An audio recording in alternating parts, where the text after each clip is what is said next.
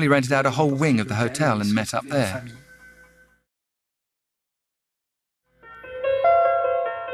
During the 90s, Kim Jong-il's private life was a state secret. Nobody knew about his 3 mistresses and 4 children. And when his health started to deteriorate, North Korea's neighbors were worried about who would succeed him and what might happen if Kim Jong-il were to disappear suddenly. But within the Kim family's secretive bosom, the decision had long since been made. The eldest son, Kim Jong-nam, would have seemed to be the natural successor in the Confucian tradition, just as Kim Jong-il had inherited power from his father. But Kim Jong-nam had committed several gaffes, among them an embarrassing arrest in Tokyo with a fake passport. He had wanted to visit Disneyland with his family.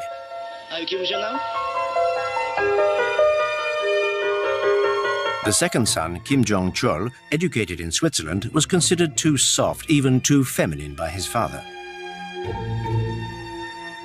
Kim Jong-un may well have been the youngest son, but he was also the son of Kim Jong-il's greatest love, Ko Young-hee. The former dancer would play a significant role in the corridors of power.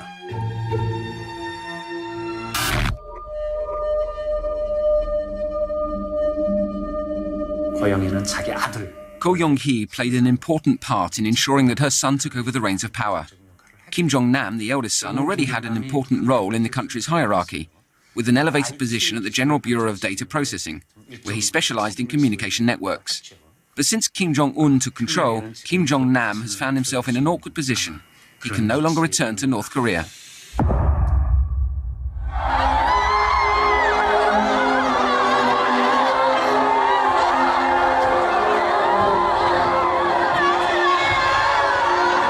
The 17th of December 2011, North Korea was in mourning.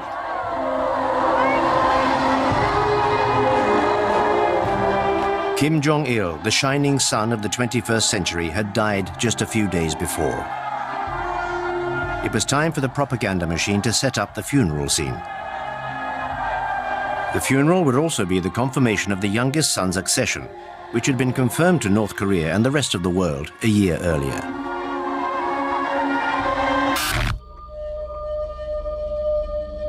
Kim Jong-il was ruling the country, or basically had senior position in the country for quite some time before he became the leader, at least 10 years that he was involved. And Kim Jong-un, I think, it all came very suddenly. They did it, the propaganda, they did a bit of going back and sort of trying to create a story about how he was being trained many years in advance. But that wasn't the case at all. I mean, the fact of the matter was that his father had the first stroke, and that's when they started becoming concerned about succession. And then he died quite suddenly. And I think the young fellow was not ready. There was a plan, I think, to have him become the next leader, but I imagine they were thinking 5-10 years, not 1 year. And so, I think it was very clear from the funeral and everything, the way he looked and the way he was behaving, that he was in shock and not really ready to take over. Kim Jong-un's problems had already begun.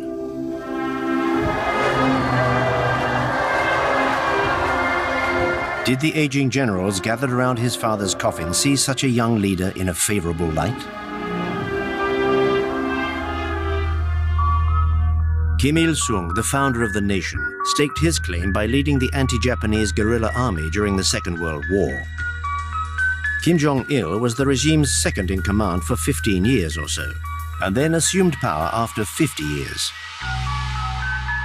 Kim Jong-un, however, was a mere 26 years old with no experience and no reputation to precede him. So in order to keep his grip on the reins of power, he embarked on a monstrous purge. The regime needed to be represented by a whole new generation.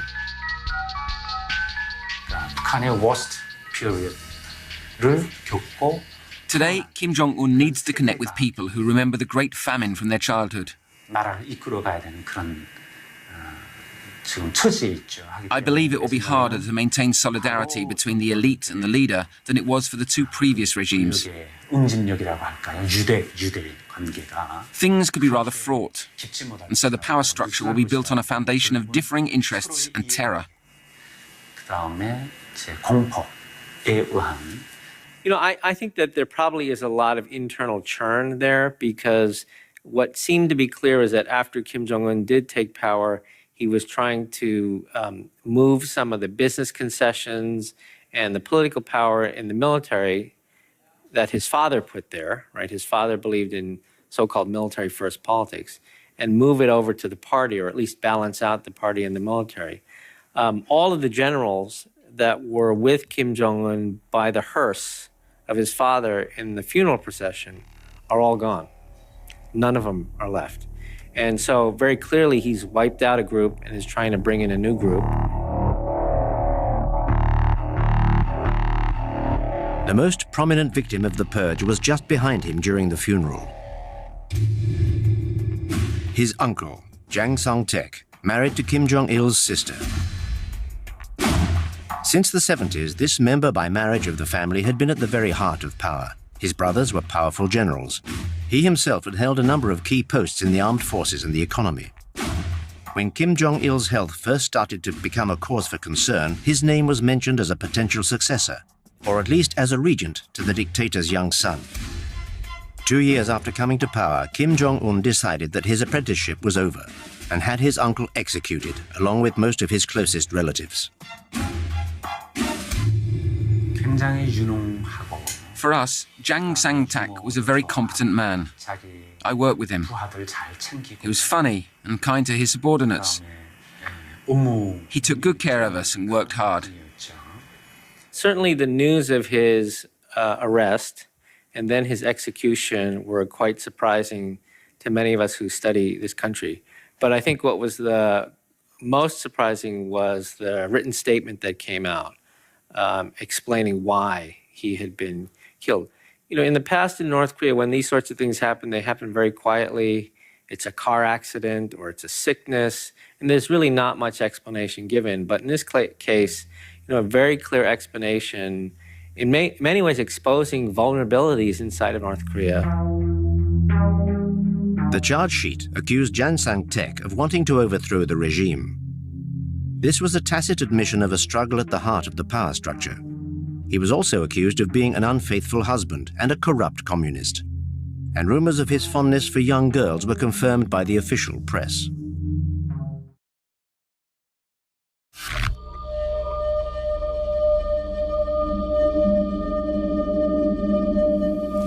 이것이 상징하는 것은 Jang Sang-taek's public execution was very damaging for the regime.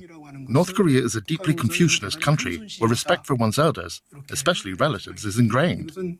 Murdering his own uncle was more likely to harm the people's loyalty to Kim Jong-un than consolidate his power. I think that the members of the elite who lose respect for their leader could also turn away from him.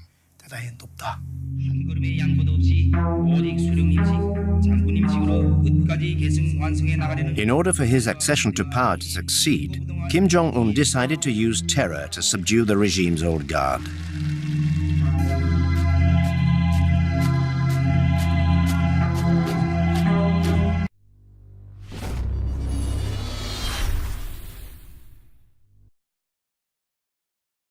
He then concentrated all the key posts and surrounded himself with those loyal to him.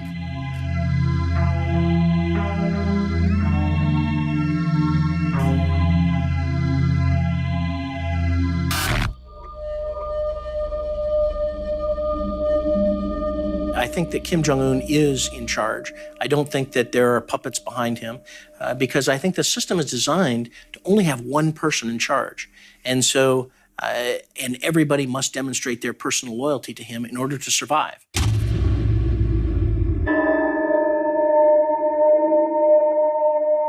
There is one other woman to whom the regime is giving an increasingly significant profile.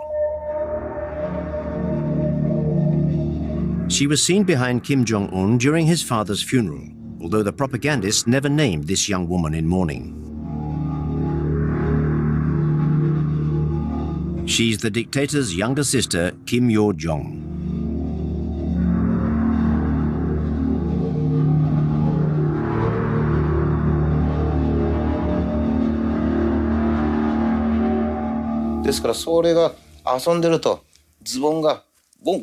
When she was playing, and her trousers or her nappies would start to fall down, it was always Kim Jong-un who noticed. Watch out, he would say, and he would pull them up. He was so fond of her, and he's still fond of her today.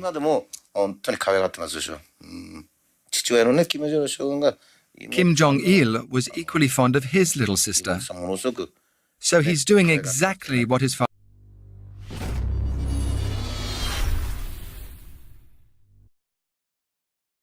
father did, just the same.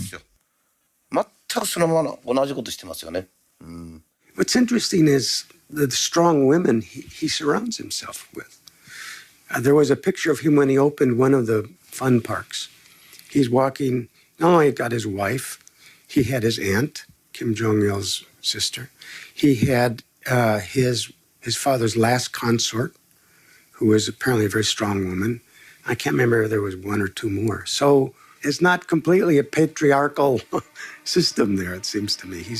I guess he's listening to women as well. Kim Jong-un is grooming his sister for succession in case any crisis like a health issue should befall the regime.